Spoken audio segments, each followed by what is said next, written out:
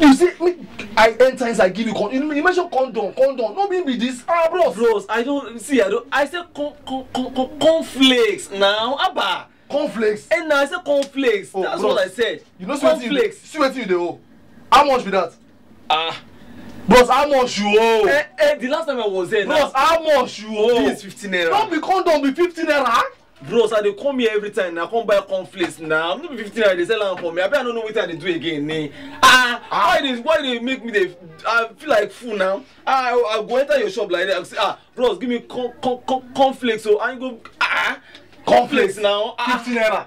Now. Bros, I beg. No, I don't get time. Take this in a bag. Take. What will I use this for now? What will I use? What will I?